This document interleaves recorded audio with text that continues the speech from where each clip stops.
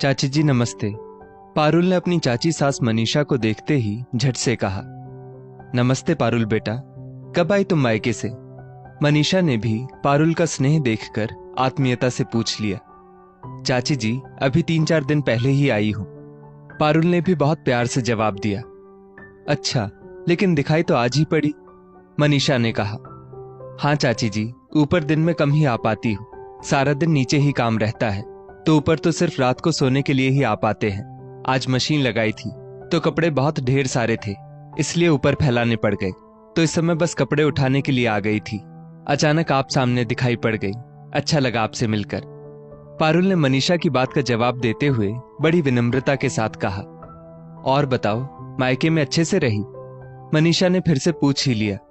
हाँ चाची जी, बहुत अच्छे से रही। और आप बताइए, आप कैसी हैं? पारुल ने फिर से आत्मीयता के साथ कहा। पारुल बेटा, मैं भी बहुत बढ़िया हूं, मनीषा ने मुस्कुराते हुए जवाब दिया। अभी उन दोनों की बातचीत चल ही रही थी कि तभी पारुल को अपनी सास गंगा की आवाज सुनाई पड़ गई। अरे पारुल, क्या ऊपर ही बैठ गई? मैं कब से तुम्हारा नीचे इंतजार कर रही हूं और तुम नीचे उतरने का नाम ही नहीं ले रही हो। बस अभी आ रही हूं मम्मी जी, पारुल ने अपनी सास की बात का जवाब देते हुए कहा। अच्छा चाची जी नमस्ते, चलती हूं, वरना बेमतलब मम्मी जी परेशान होकर ऊपर ही आ जाएंगी। पारुल ने मनीषा को दोनों हाथ जोड़कर अभिवादन करते हुए कहा। ठीक है पारुल बेटा, मनीषा ने कहा, और पारुल खटखट करके सीढ़ियां उतरकर नीचे चली गई। किससे बातें कर रही थी तुम ऊपर? गंगा जी ने तिरछी नजर से पारुल को घूरते हुए पूछा। मम्मी जी, वो चाची जी सामने दिखाई पड़ गई थी, तो बस उन्हीं से उनका हालचाल पूछने लगी, तो वो भी मुझसे मेरे बारे में पूछने लगी, उन्हीं से बातचीत चल रही थी। पारुल ने बिल्कुल भोले भाले भाव से पूरी बात बता दी। पारुल, एक बात कान खोलकर सुन लो, कोई जरूरत नहीं है उससे बेमतलब बात करने की। उसकी तो वैसे भी आदत है बेमतलब की चपड़ चपड़ करने की, और हमको वैसे भी उससे ज्यादा व्यवहार रखना बिल्कुल भी पसंद नहीं। गंगा जी ने बहुत जोरों से चिनकते हुए पारुल को डांट दिया। लेकिन मम्मी जी, वो तो मेरी चाची सास है, अब अगर सामने दिख जाने से उनसे बात नहीं करूंगी तब तो बहुत ही खराब लगेगा। पारुल को तो सास की बातों का कोई अर्थ ही समझ में नहीं आया। जितना कहती हूं उतना सुनो, अभी 4 दिन हुए नहीं डोली से उतरे, सास से तर्क वितर्क चालू हो गया। आइंदा से मनीषा से बात करते हुए दिख मत जाना, वरना बिल्कुल भी अच्छा नहीं होगा। गंगा जी ने तेज आवाज में बड़ी जोर से पारुल को हड़का ही दिया, और पारुल तो एकदम से घबरा उठी। उसकी आंखों में आंसुओं की नमी भी तैर गई, क्योंकि शादी के बाद पहली विदा में तो वो ससुराल आई है और उसको कुछ खास अता पता भी नहीं था, इसलिए उसने उस समय वहां से चुपचाप हट जाना ही उचित समझा और कमरे में आ गई और बैठकर कपड़े तह करने लगी। अभी पारुल की शादी को मात्र 2 महीने ही हुए होंगे। शादी के तुरंत बाद वो अपने पति सारांश के साथ घूमने चली गई और फिर उसके बाद अपने मायके पग फेरे के लिए, और अभी 3-4 दिन पहले ही वो मायके से लौट कर आई थी। मनीषा उसकी सगी चाची सास थी और उसकी शादी में भी शामिल हुई थी, लेकिन रहती वो बगल के घर में थी, इसीलिए उनके सामने पड़ जाने के कारण पारुल ने शिष्टाचारवश उनसे नमस्ते करके बोलना ही उचित समझा। लेकिन इसके कारण सासू मां तो बेमतलब ही नाराज हो गई। लेकिन आखिर माजरा क्या है, मेरी तो समझ से परे है, आज रात को सारांश से ही पूछूंगी। पारुल ये सोचकर घर के अन्य कामों में लग गई, लेकिन उसके मन में लगातार उथल पुथल मची रही।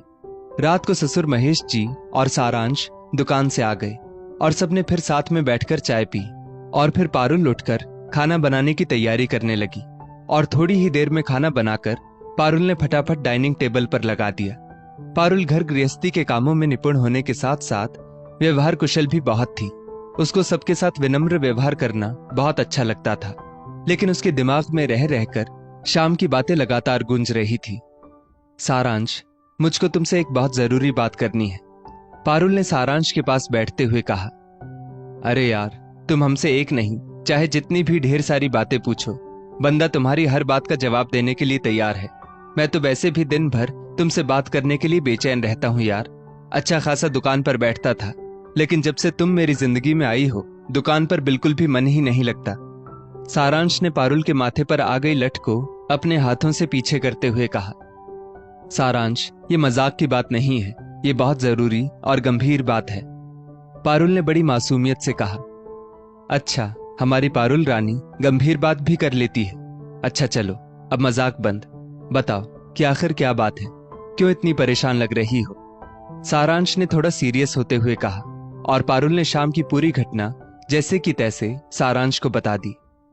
अब तुम ही बताओ सारांश कि अगर चाची जी मेरे सामने आ जाएंगी तो क्या मैं उनसे बोलूंगी नहीं? तब तो वो मुझको बहुत ज्यादा बदतमीज समझेंगी। और फिर आखिर ऐसा है क्यों? आखिर क्यों मम्मी जी मुझे चाची जी से बात करने के लिए मना कर रही है? पारुल को तो ये सब बिल्कुल भी अच्छा नहीं लग रहा था। उसके मायके में तो सभी ताई चाची बड़े लाड़ प्यार से एक दूसरे के साथ रहती थी। पारुल, अब क्या बताऊं मैं तुम्हें, मम्मी का तो हमेशा ही यही रहता है। मेरे भी दिमाग में उनका ये व्यवहार बिल्कुल समझ में नहीं आता। चाची जी का मायका थोड़ा गरीब है और चाचा जी की भी कमाई कोई बहुत अच्छी नहीं है। चाचा जी ने कई रोजगार किए, लेकिन शायद किस्मत का फेर था कि वो किसी भी रोजगार में सफल नहीं हुए। इसीलिए अब वो अपना एक ऑटो चलाते हैं और उससे उनकी आमदनी भी ठीक ठाक हो जाती है। लेकिन मम्मी को ये सब बहुत नागवार गुजरता है। मम्मी को हमेशा अपने अमीर होने का अहंकार रहता है, जबकि पापा मम्मी की इन्हीं हरकतों से बहुत चिढ़ते हैं और मुझे भी बिल्कुल नहीं अच्छा लगता मम्मी का ये व्यवहार। मम्मी ने कभी भी मेरा चाची जी के बच्चों के साथ खेलना पसंद नहीं किया। हमेशा मुझको डांटती डपटती रहती थी, जबकि बंटी और अन्नू मुझे देखते ही भैया भैया कहकर लिपट जाते हैं। लेकिन उनके लिपटते ही मम्मी एकदम से उनको घूरने लगती और वो बेचारे सहमकर पीछे हट जाते। पहले तो मम्मी मुझे ही मना करती थी उन लोगों से बोलने चालने के लिए, अब तुमको भी वही करने के लिए कहने लगी। जबकि इसके विपरीत चाची जी का स्वभाव बहुत ही अच्छा है। वह मुझे अपने बच्चों से कम प्यार नहीं करती, लेकिन मम्मी को तो समझाना सचमुच बड़ा मुश्किल काम है। सारांश ने सारी बातें एक साथ पारुल को बता दी। लेकिन सारांश, चाची जी शादी में तो आई थी, फिर ऐसा क्यों?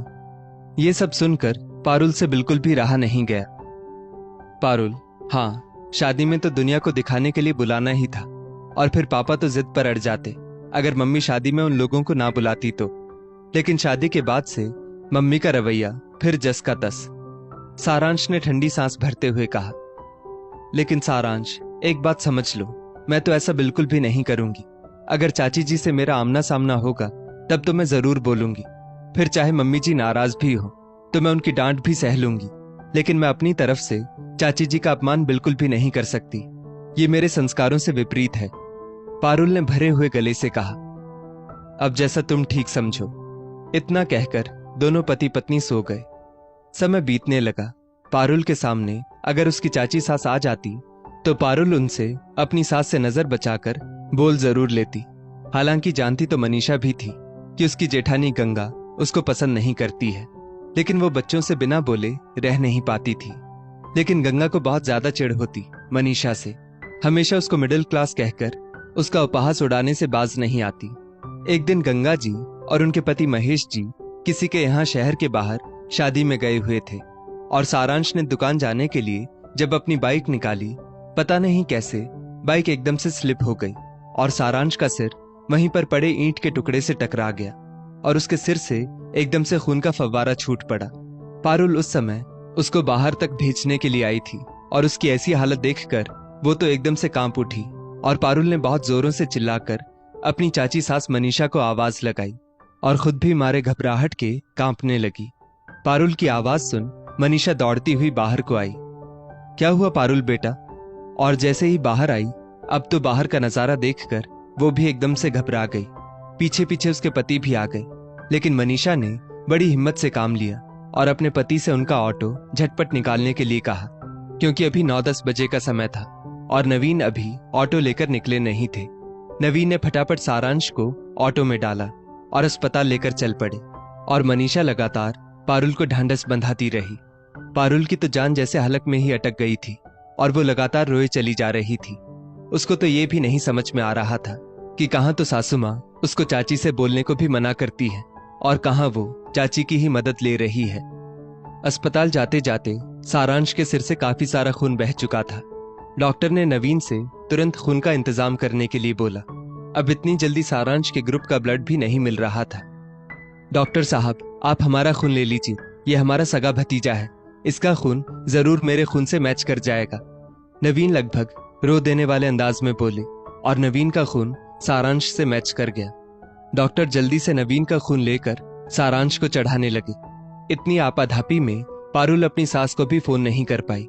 जब सारांश को डॉक्टर ने खतरे के बाहर बताया तब जाकर पारुल की सांस में सांस आई। अब पारुल को याद आई सासू मां को फोन करने की। मम्मी जी, इतना कहकर पारुल रोने ही लगी। क्या हुआ, तुम रो क्यों रही हो पारुल? गंगा जी भी पारुल के रोने से घबरा उठी। मम्मी जी, और पारुल ने धीरे धीरे सारी बात सास को बताई। अब कैसा है सारांश? गंगा जी भी बहुत ज्यादा परेशान हो गई। मम्मी जी, सारांश अब खतरे से बाहर है। आज चाचा जी और चाची जी ने ही सारांश के प्राण बचा लिए, वरना पता नहीं क्या होता।